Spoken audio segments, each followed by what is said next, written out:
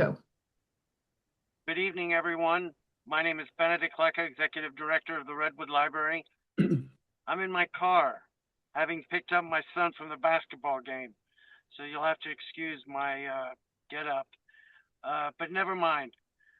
This evening, as always, we have our superstar performer, Dr. Edward Markward, who tonight is going to take us way back in the timeline to Madrigals, Chansons, and historic falalas from the 16th century. So please welcome, thank you for joining us, and welcome our speaker, Professor Edward Markward. Thank you so much. Thank you, Benedict. Thank you, Elisa. Before we begin on this Madrigals, Chansons, and falalas of the 16th century, I'd like to remind you that our next get-together will be February 18th in partial celebration of Black History Month. And we will be talking about two great pioneers, William Grant Still and Florence Price. I also want to take this opportunity, if I may, to wish my lovely wife, Diana, happy birthday. What better way to celebrate than with music? We're going to talk about music in the middle of the Renaissance. Music in the Renaissance, roughly 14 to 1600. Today, we're going to confine our talk to the 16th century. The secular age of the Renaissance, vis-a-vis the Middle Ages, there were parallel music developments. Sacred and secular music progressed side by side in the Renaissance, but the emphasis became a little bit more on secular music. An international style developed. There were a lot of northern composers working in Italy during this period. They were mostly Franco-Flemish from the Netherlands and Belgium, and also some from northern France. And what we will find is that they all wrote in all media, both chansons, madrigals, frottalas, and even English madrigals or falalas. Imitative counterpoint ruled the day, and imitative counterpoint in its simplest form would be something like row, row, row your boat around, where the first part sings or plays a melody, the second part imitates, the third part imitates as well. New rules controlled dissonance and elevated the third for the first time in music history. We now have an emphasis on consonants with thirds and sixths rather than fourths and fifths. Another development is the addition of a fourth voice. In the Middle Ages, we had mostly three-part writing with a soprano or a cantus and an altus and a tenor. And the tenor usually had long notes, tenere, to hold. And the other two parts above it, moved in more rapid fashion. But now all voices become equal, all four. And up to about 1520, 1530, we were writing in four parts. Thereafter, up until about 1560, five parts, perhaps even six parts. And toward the end of the century, mostly in five and six parts.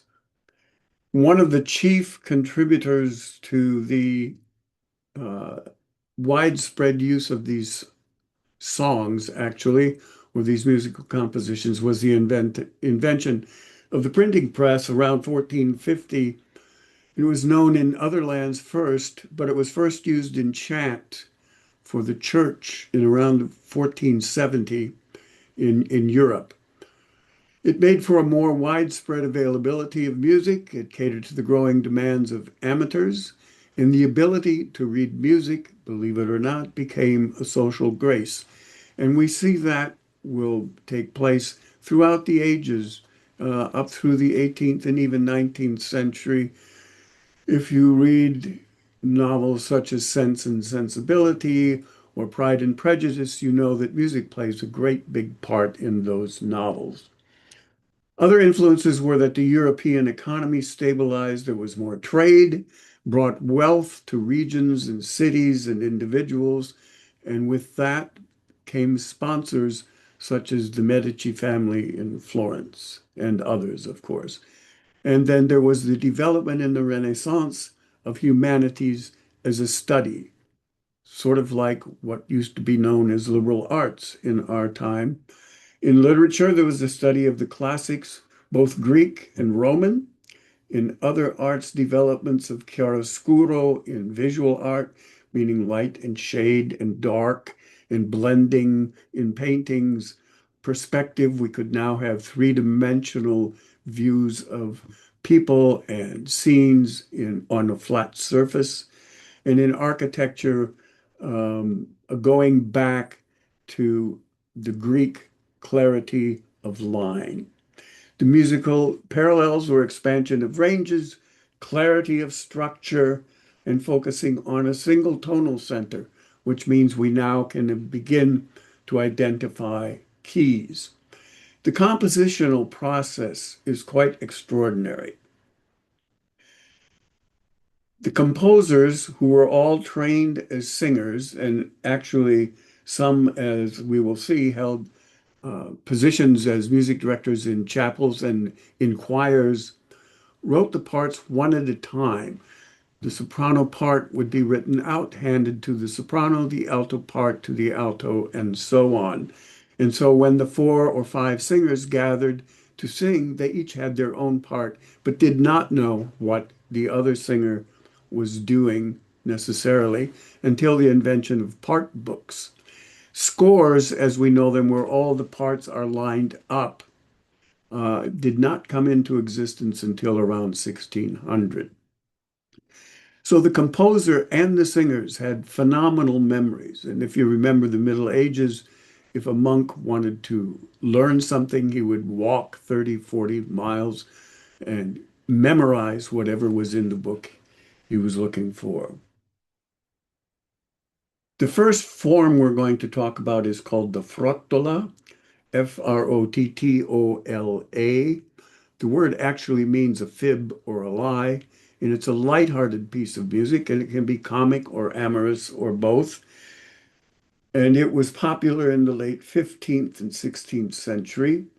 It was a strophic song, meaning that each verse had the same, or stanza had the same music, and it was set mostly syllabically, one syllable, one word syllable, or a word to each note, and it moved homophonically, that is, all parts moved together, not imitative, as we will find in the later madrigal. We're first going to listen to a madrigal by Rossino Mantovano. That's Mantovano, not Mantovani. It's called Lilum Birilirum, and the refrain is Lirum Billy Lirum, which it becomes sort of like the fa-la-la later. And the text is, ah, sound the muted instrument. You hear me well, Pedrina, and not just out of duty. I have loved you for 6 years and been a good servant to you. But I've been waiting for you so long that I shall end by bursting with love. Ah, don't give me more grief. You know well that I speak the truth. The ensemble is the fabulous King Singers.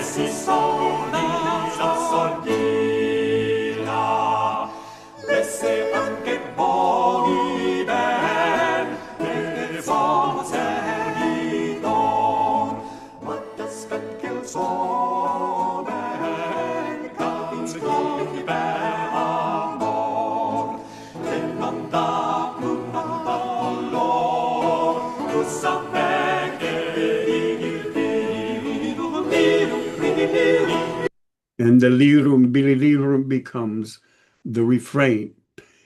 Next, we're going to hear Amor Vittorioso, Come All Ye Soldiers Armed for Love.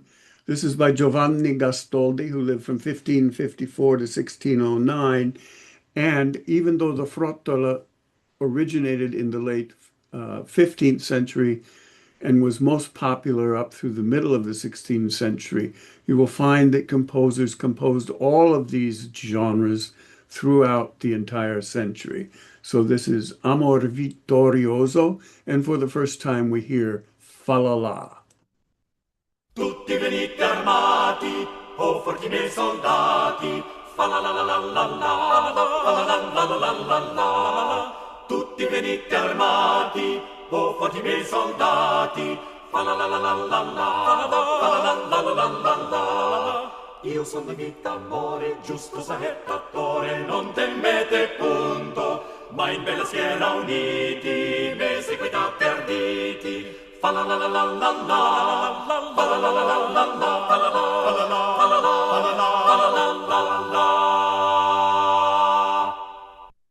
Short and rather sweet, and there I think you notice even more than in the first example how all the parts move rhythmically and textually together as one, homophonically.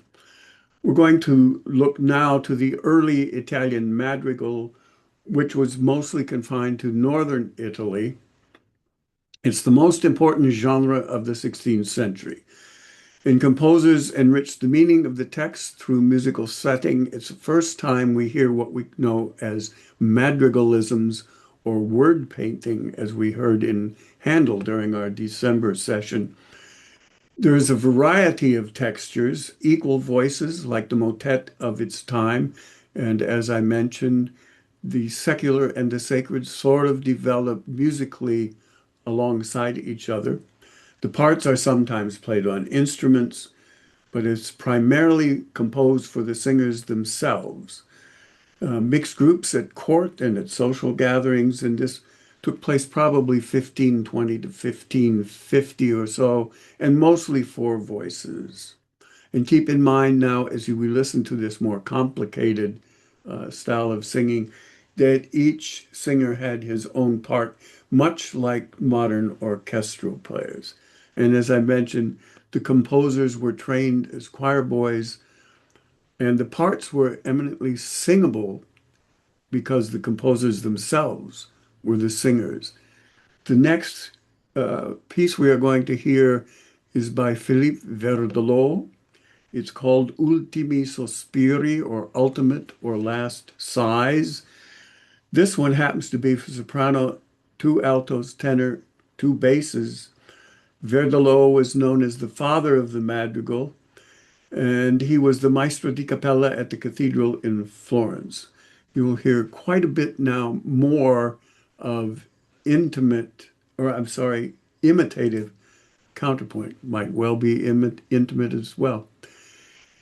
My last sighs who leave me cold and without life tell my martyrdoms to the one who sees me die and does not help me, and say, O infinite beauty, from your faithful one, pitiless suffering chases us. And if this is pleasing to her, go swiftly to heaven to a better state. But if your words arouse her pity, return to me because I do not want to die. And I mention here now that you will find in many of these pieces, all three, the Italian madrigal, the French chanson, and the English fa la la or madrigal, many double entendres, as is the case here, talking about ultimate sigh.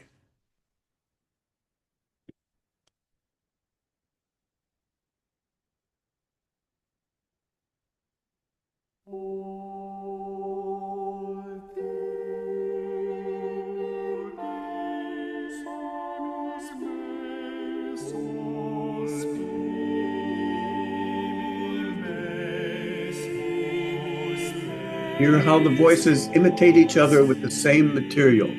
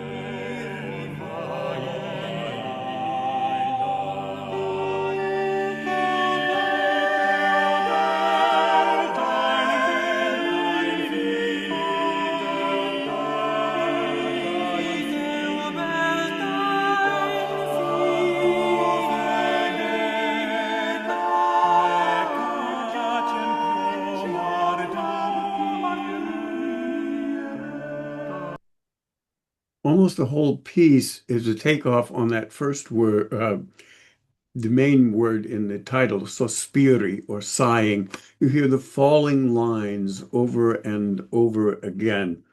Our next composer is Jacob Arkedelt, who, like Verdelot, is also a Netherlandish or Franco-Flemish composer working in Italy. He was the singer and composer at the Sistine Chapel in Rome. Pardon me. He composed over 200 madrigals and was the most influential composer of this early phase of the madrigal. And he, because of his publications, the madrigal became widespread throughout Italy. The piece we're going to hear is called Il Bianco e Dolce. Excuse me, I just lost everything here.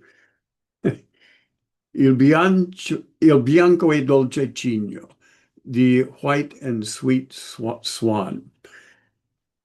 The white and lovely swan dies singing and crying. I reached the end of my life.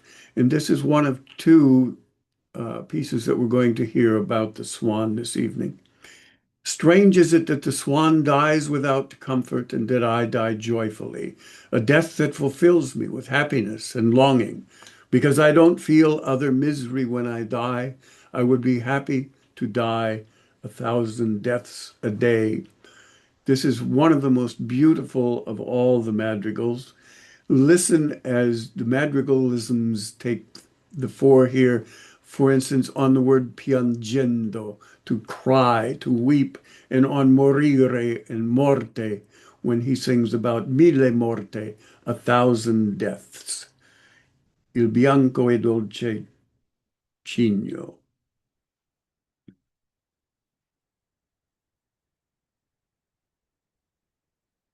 Il bianco e dolce cigno cantando muore, ed io piangendo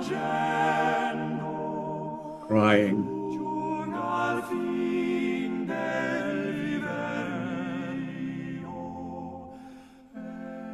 ed io piangendo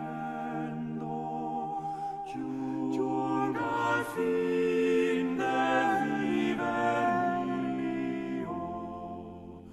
Strane e diversa sorte, che muore sconsolato, ed io moro,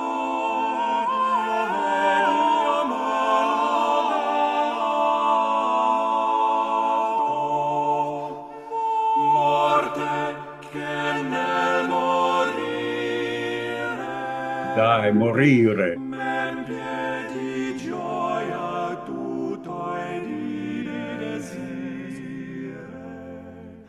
Se nel morire altro dolor non sento, di mille morte, di mille morte Imitation? sarei contento, di mille morte, 1,000 deaths. mille morte sarei con mille morte sarei contento.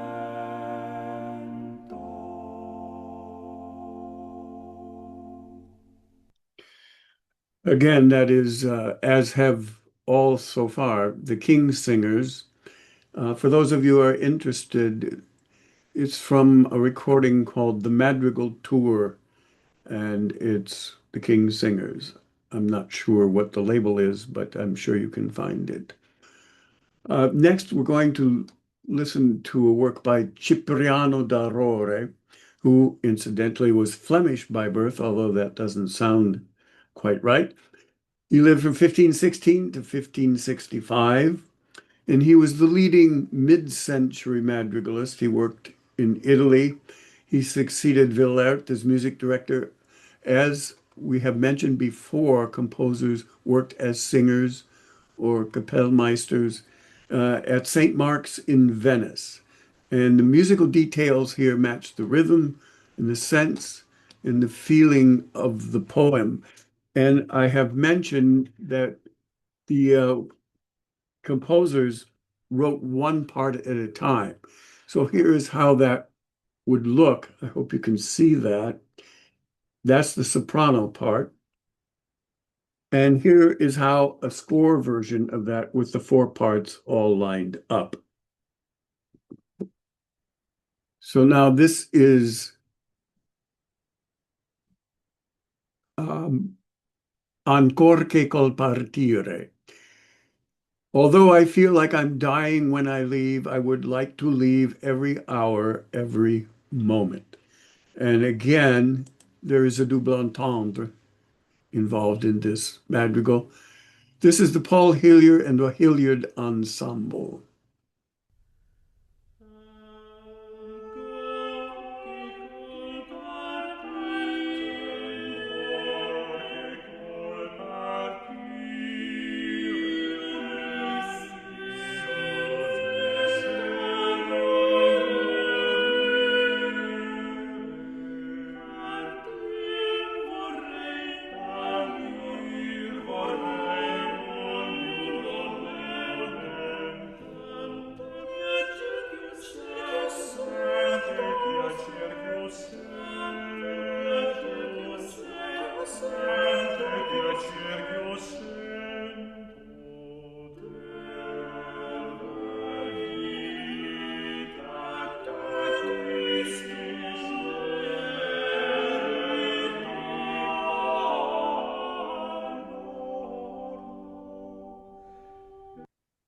And it goes on. I think you can notice that as we move later and later through the century, that the works become more and more word filled with more and more word painting and also become more imitative.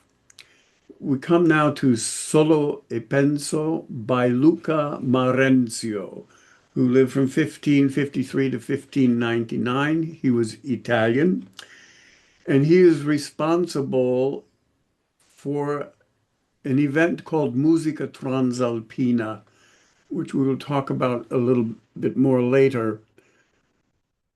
Musica Transalpina was a publication in 1588 in England in which the music of Luca Marenzio, the Italian, and others was published. In 1588, you remember, is a big year. It was the defeat of the Spanish Armada as well. But in this publication, several Italian madrigals were published with English words, and thereafter English composers began to imitate this Italian style and develop the English madrigal. So Marenzio also set many sonnets of Petrarch. Again, we're looking back to the Greek times, and depicted contrasting feelings and visual details, the use of madrigalisms.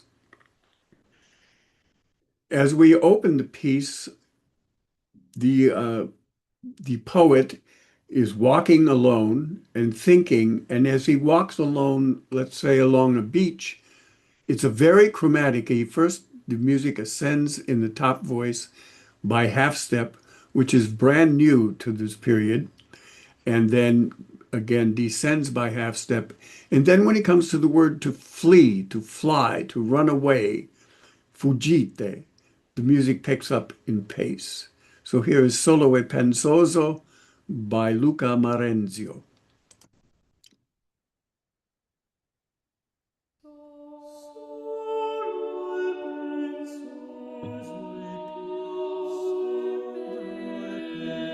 Here's the chromaticism.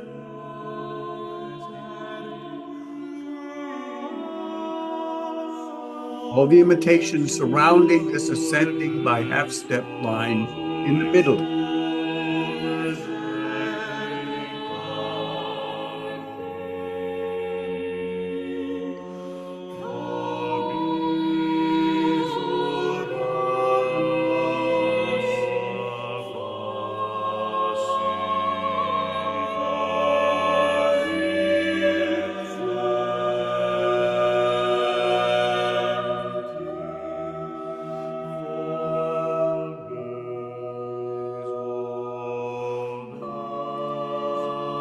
down by half step.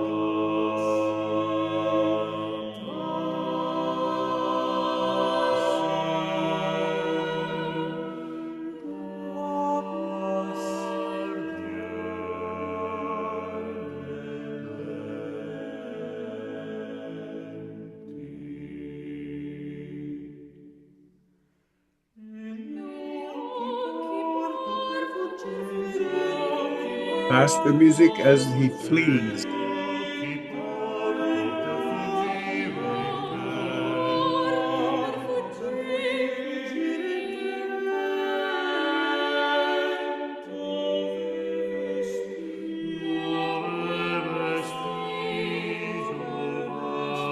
And then it goes back to the more pensive, alone kind of chromatic music that we heard in the opening. One of the most famous madrigalists of the late 16th century was Carlo Gesualdo, the Mad Prince of Venosa, who lived from 1566 until 1609. He also was Italian. Venosa is outside of Naples. He was probably as infamous for killing his wife and her lover as he was for his madrigals. His madrigals are highly chromatic, and it was not until Wagner where we hear such uh, blatant chromaticism as we find here in Carlo Gesualdo. There's a lot of dissonance and then resolved into consonance.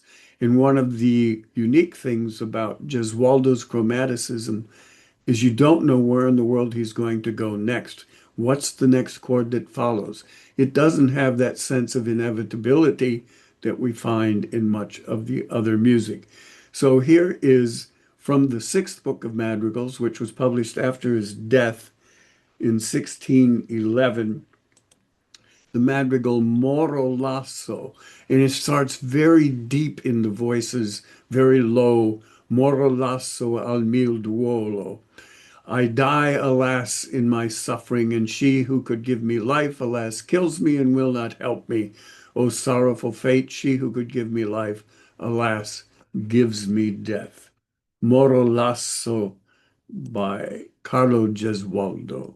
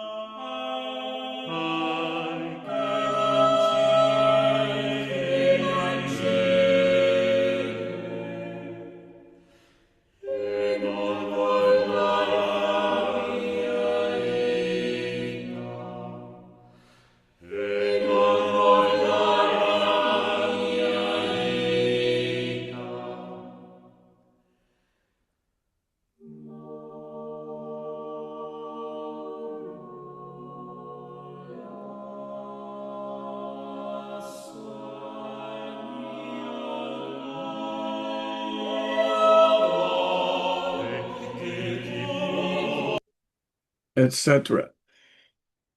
It's difficult for some to listen to, I'm sure.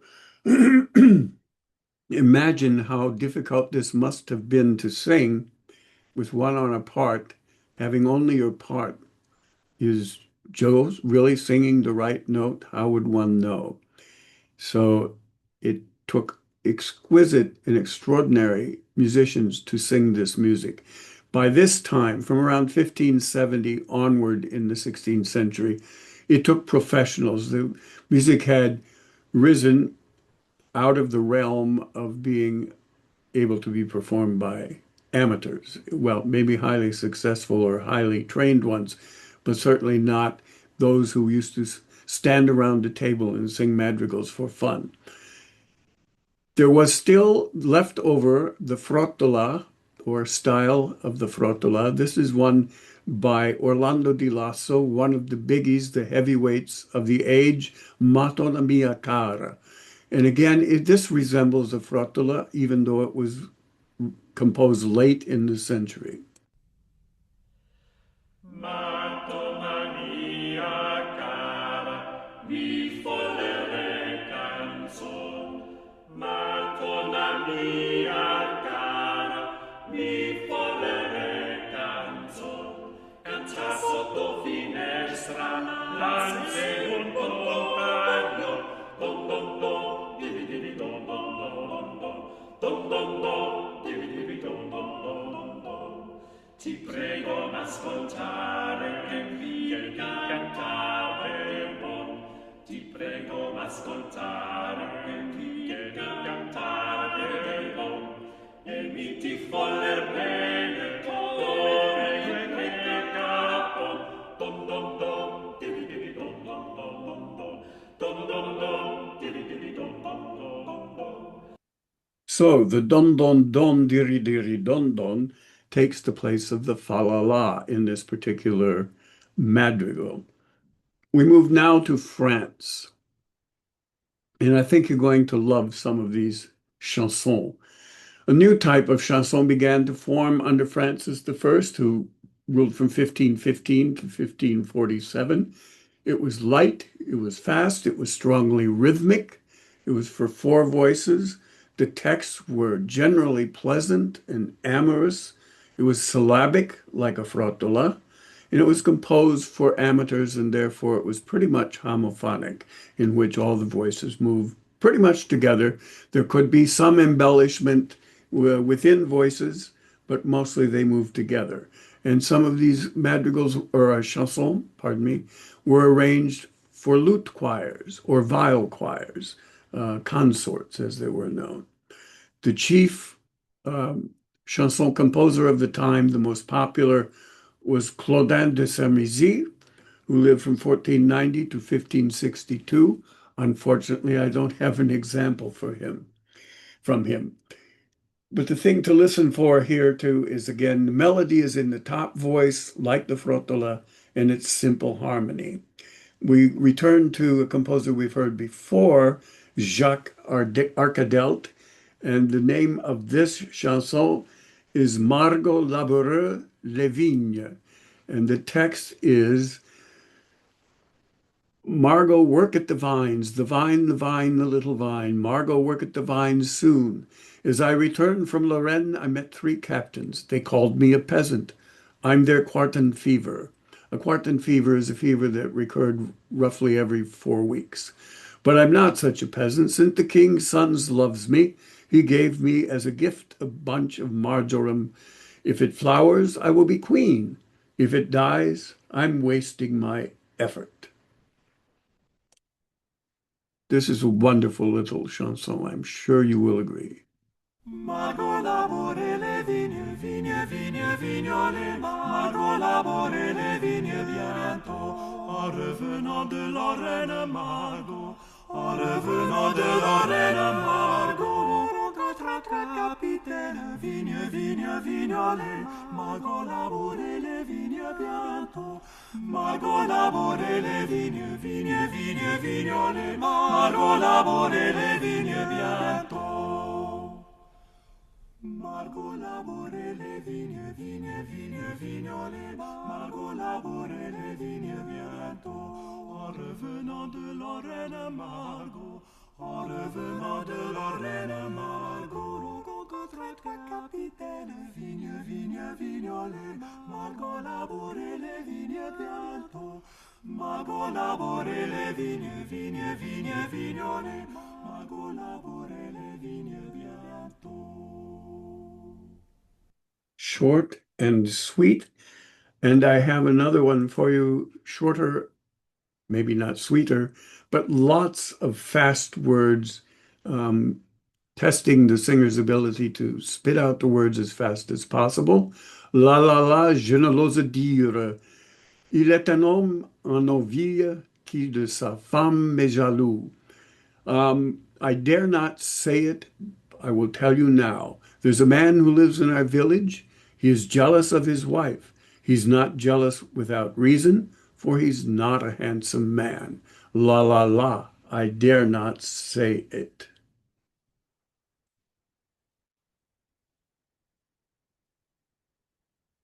La la la, je ne vous dire la la la, je ne vous dirai, et la la la, je ne vous dirai.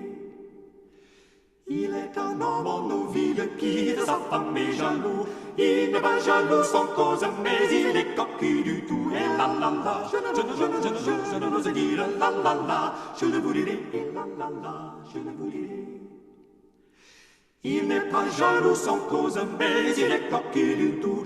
Il a prêté s'il amène au marché son bateau. Et la la la, je ne vous dire la la la, je ne vous dirai, et la la la, je ne vous dirai. Very short and very sweet. That was by Pierre Certon, who lived from 1510 to 1572. Next, we come to a really interesting composer by the name of Clément Janiquin, who lived from 1485 to 1560. He was obviously French, and he composed all types of chansons, also as well madrigals and other canzonas, etc. But he is most famous for his descriptive chanson. He wrote one called La Chante des Oiseaux, which is filled with bird songs and bird sounds. And the one we are going to listen to part of, which is very lengthy, it's over 6 minutes long, called La Guerre, or The War. You may also see it titled as La Bataille, the battle. And you will hear the sounds of war, horses, battle sounds. He begins by announcing, listen, I'm going to tell you a song about a battle in honor of Francis I that we won. Then I will play part of part two, in which you will hear the horse gathering speed and arrows and so on being shot. Excuse me. And finally, the words victoire, as the victory is won for Francis I. First, écoutez, listen.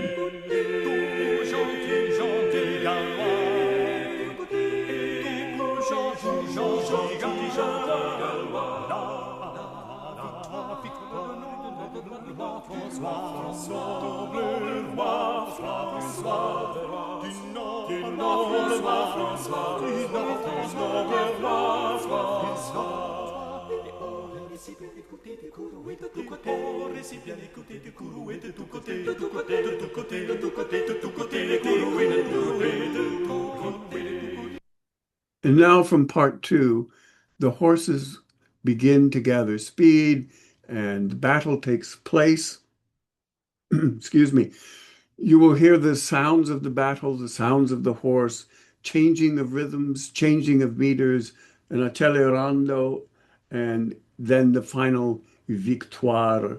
And this is for soprano, countertenor, tenor, and bass. 5 voices.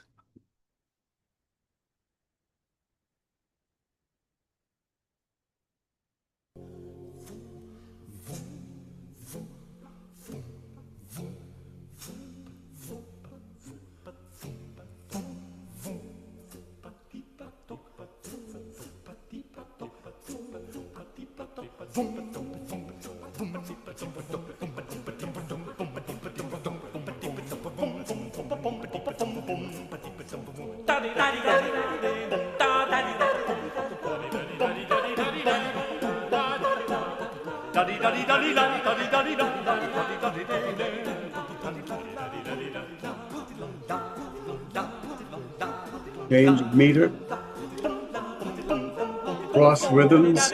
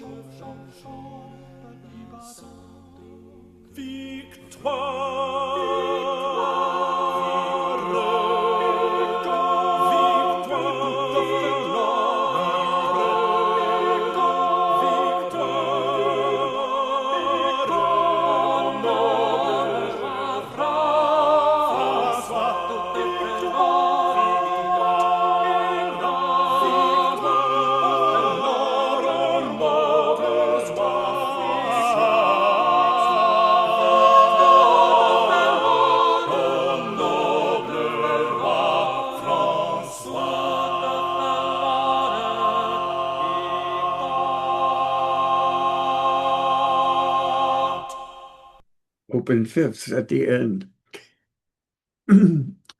Around 1570 or so, this is when this particular event or school flourished. It was called the French Academy of Poetry and Music. The goal was to revive the ethical effects of ancient Greek music.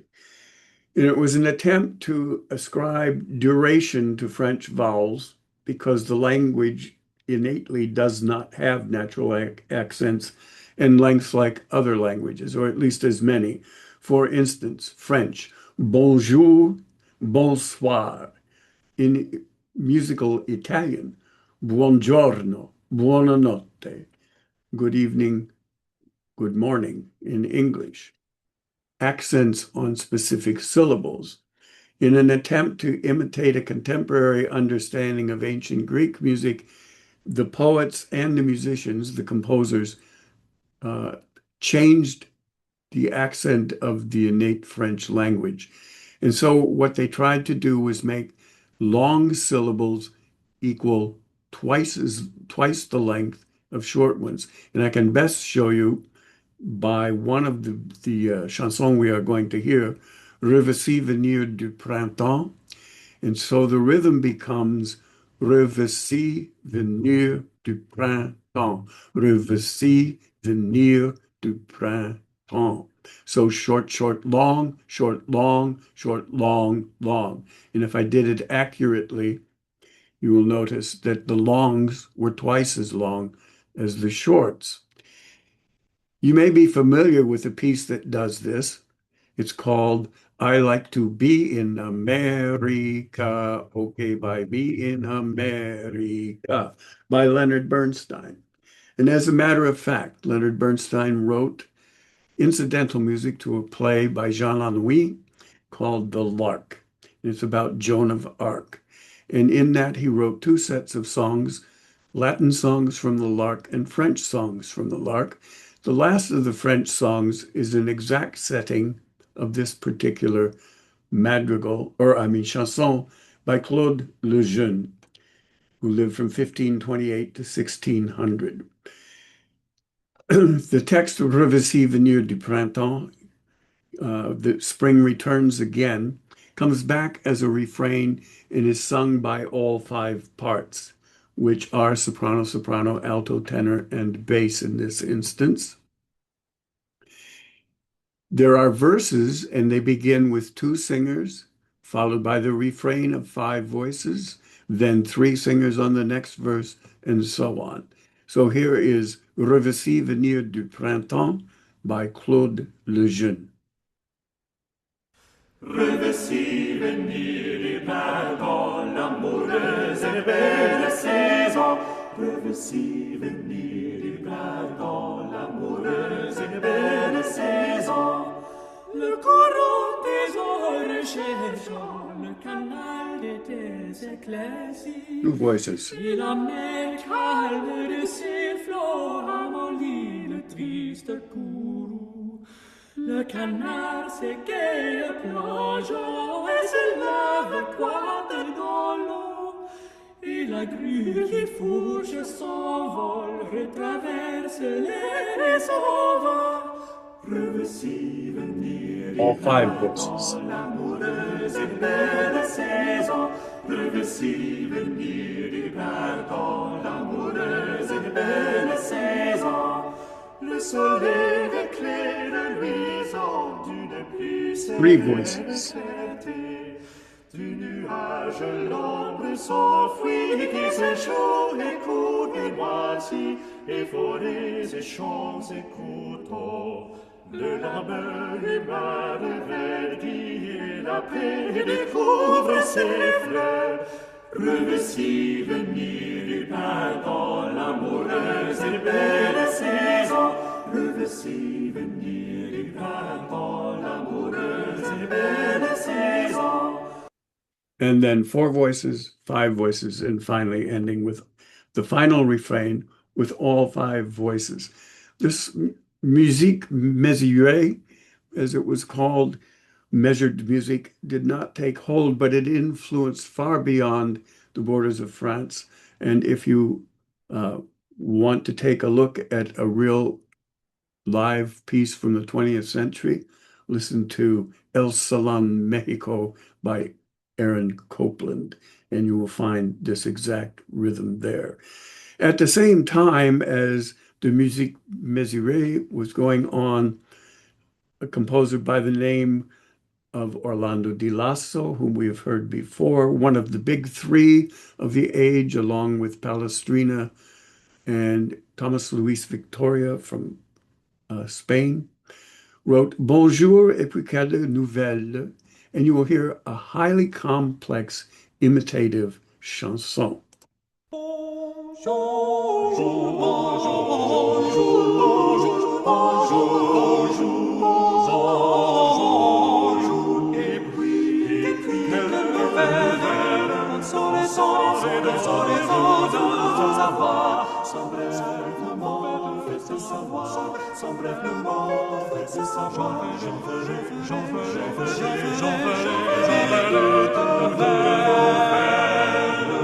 Puisque vous êtes si rebelle, puisque vous êtes si rebelle, bonne nuit, bonsoir,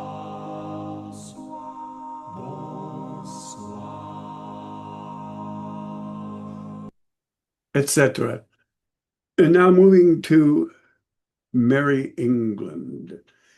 As I mentioned, there was an event called Musica Transalpina, but before that, Italian madrigals could be found as early as the 1560s in England. And then with the Musica Transalpina, several books of Luca Marenzio's madrigals were published in English translation. And this is what inspired English composers to write their own madrigals. I have here for you three wonderful examples, each different from the other. Probably the greatest of the English madrigal composers was Thomas Morley, who lived from 1557 to 1602. And he wrote a treatise, A Plain and Easy Introduction to Practical Music, in 1597.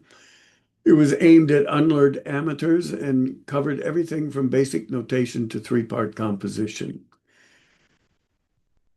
As the madrigal related to the Italian madrigal, and almost everything Italian was in vogue in England during this period of time, it becomes strophic in that each verse carries the same music. It's not like a through-composed madrigal of later Italy. Each section begins homophonically and typically ends with fa la la. Here's one called Fair Phyllis by John Farmer, English composer who lived from 1570 to 1601. There are four parts, and it's all about lads and lasses. Feeding her flock near to the mountainside. Feeding her flock near to the mountainside. The shepherds knew not whither she was gone. But after her lover Mintus high, up and down he wandered, up and down he wandered, up and down he wandered, up and down he wandered, up and down he wandered, up and down he wandered. But she was missing, when he found her. Oh, then they fell a-kissing, oh, then they fell a-kissing, oh, then they fell a-kissing. Up and down he wandered, up and down he wandered, up and down he wandered, up and down he wandered, up and down he wandered, up and down he wandered. Well, she was missing, when he found her. Oh, then they fell a-kissing, oh, then they fell a-kissing, oh, then they fell a-kissing. Note the rhythmic complexity, even though it's a strophic song. It's quite wonderful, I think. One of my favorite of all the repertoire is The Silver Swan, which was composed by Orlando Gibbons, English composer who lived from 1583 to 1625. In this particular case, this recording that we are going to listen to now, the top voice is with a singer, and then the others are played by a consort of viols. As was often the case, these could be arranged for instrumental players. The text, I think, it's a perfect marriage of text and music, and the text is very timely. The silver swan who living sang no note. And then remember, I mentioned that we would have another piece about the swan, and this is the one. The silver swan who living had no note, when death approached, unlocked her silent throat. Leaning her breast against the reedy shore, thus sang her first and last, and sang no more. Farewell all joys, O death, come close mine eyes. More geese than swans now live, more fools than wise.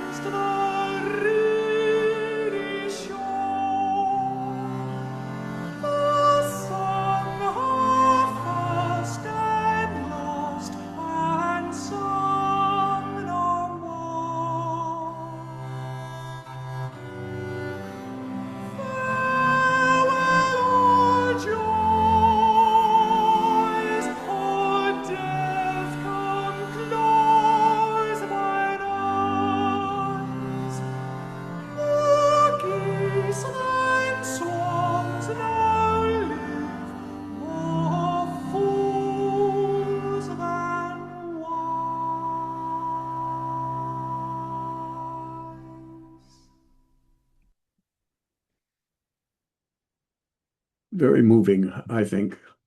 Before our last madrigal of the day, I want to mention one other thing. There was a publication, again by Thomas Morley, called The Triumphs of Oriana, which is a reference to Queen Elizabeth I. It was published in 1601. It was dedicated to Queen Elizabeth, in which appear 25 madrigals by 23 English composers, which helped to spread the English madrigal wide and far. Now, is the month of Maying is probably the most famous of all these English falalas. Again, it's by Thomas Morley. It's 5 parts. It's originally Italian, based on an Italian, I'm sorry, I misspoke. It's based on an Italian madrigal by Orazio Vecchi called Sobenmi ca bon tempo. I know very well that it's a good time. I'm going to play a little bit of that so you can hear the rhythmic similarities and the shape, if not the notes of the melody. And then I will play Now is the Month of Maying, and there will be a phrase toward the end of the third verse. Shall we play barley break? The lad asked the lass. And I must leave you with the truth. Barley break, translated into current English, would mean a roll in the hay. So here's on Sobenmi ca bon tempo by Orazio Vecchi.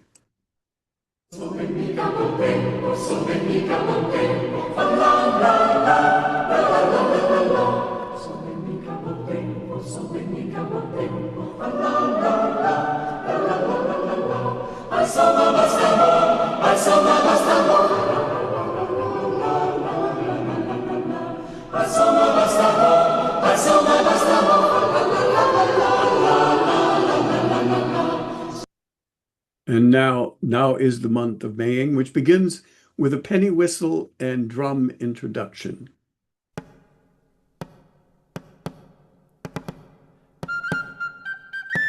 Note the rhythmic similarity to Sobenmi a non tempo, or bon tempo.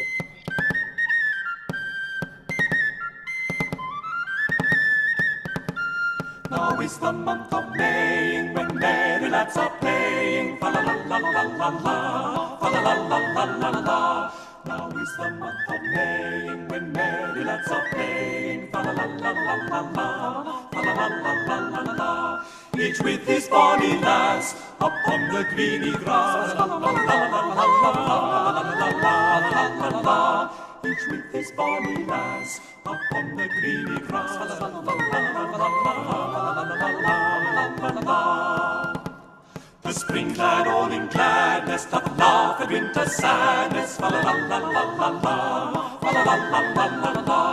The spring-clad all in gladness doth laugh at winter's sadness. Fa la la la la la la, fa la la la la la la. And to the bagpipe sound, the nymphs tread out their ground. La la la la la la la la la la la la. And to the bagpipe sound, the nymphs tread out their ground. La la la la la la la la. Fine and wise sit we musing, youth sweet delight refusing. Fa la la la la la la, fa la la la la la la. Fine and wise sit we musing, youth sweet delight refusing. Fa la la la la la la, fa la la la la la la. Say dainty nymphs and speak, shall we play barley break? Fa la la la la la la la la la la. Say dainty nymphs and speak, shall we play barley break? Fa la la la la la la la la.